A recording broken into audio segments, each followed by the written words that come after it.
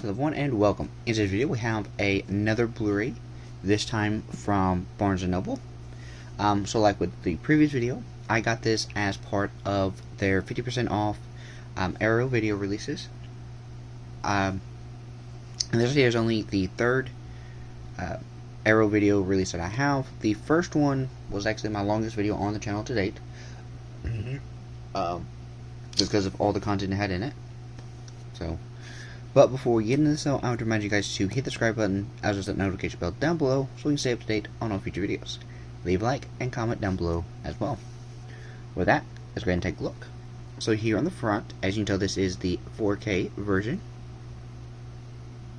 Really nice artwork. Here's the spine. Here on the back, one of the greatest directors of the 1980s, John Landis, expertly combines macabre humor or horror with dark humor in the lycanthropic classic An American Werewolf in London. American tourists David and Jack are savaged by an unidentified vicious animal while hiking on the Yorkshire moors. David awakens in a London hospital to find his friend dead and his life in disarray. Returning to a home of beautiful nurse to recuperate, he soon experiences disturbing changes to his mind and body, undergoing a full moon transformation that unleashed terror on the streets of the capital.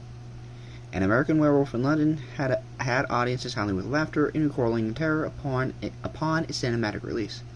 Landis' film has gone on to become one of the most important horror films of its decade, rightly plotted for its masterful set pieces, uniquely unsettling atmosphere, and Rick Baker's truly groundbreaking Oscar-winning special makeup effects.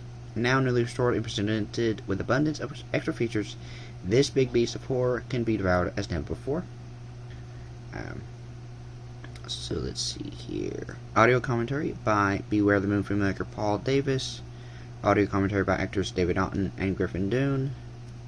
Mark of the Beast: The Legacy of the Universal Werewolf, a feature-length documentary by filmmaker Daniel Griffith, featuring interviews with John Landis, David Naughton, John Dante, and more. An American Filmmaker in London, an interview with Landis in which he reflects on British cinema and his time working in Britain. I Think He's a Jew, The Werewolf's Secret, a video essay by John Spira about how Landis' film explores Jewish identity. The Werewolf's Call, Corin Hardy, director of The Hollow and the Nun, chat with writer Simon Ward about their formative experiences with Landis' film. Where's the Wolf, a featurette in which special effects artist Dan Martin and Tim Laws of Prop Store look at some of the original costume special effects artifacts from the film. Beware the Moon, Paul Davis's acclaimed feature-length exploration of Landis' film, which boasts extensive casting crew interviews, and American Werewolf in Bob's Basement and Causing a Disturbance, Piccadilly Revisited, 2008 featurette filmed by Paul Davis, Making American Werewolf in London, a short archive featurette on the film's production, an interview with John Landis, a lengthy archival interview with the director about the film, makeup artist Rick Baker on An American Werewolf in London, the legendary makeup artist discusses his work on the film, a walk with a werewolf, an archival interview with Rick Baker about Universal Horror and his legacy of Wolfman films, casting of The Hand, archival footage from Rick Baker's workshop showing the casting of David Naughton's Hand, outtakes, storyboards featurette, original trailer and TV and teaser, plus TV and radio spots, extensive image gallery, featuring over 200 steals, posters, and other ephemera. Then, of course, you have the universal poster art. It comes with a double-sided poster, 6 double-sided poster cards, and then a booklet. So we will now take off the shrink wrap and take a closer look at the inside.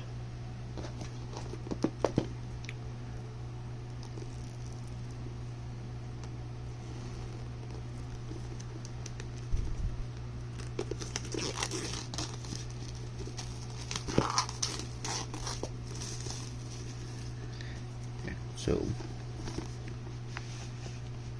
we will very carefully take off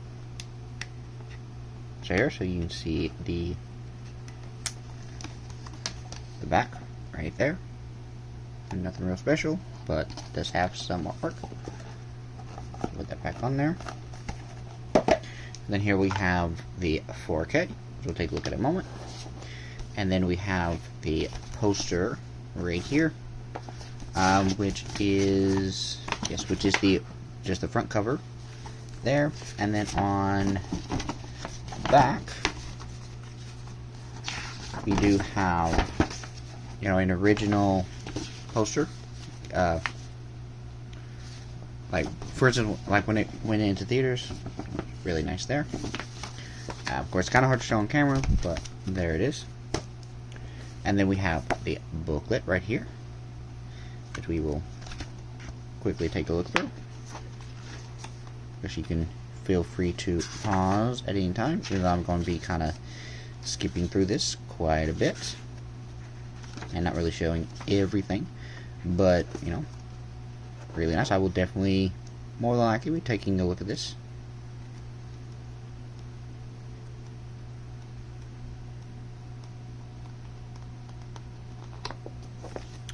See that side, and then we have the 4K here, and the same, and it does have a runtime of 97 minutes, and it is rated R. Inside, we have the postcards right here.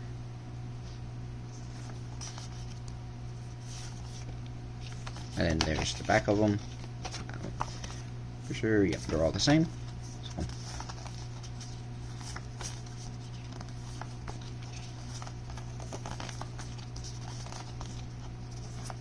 really nice there.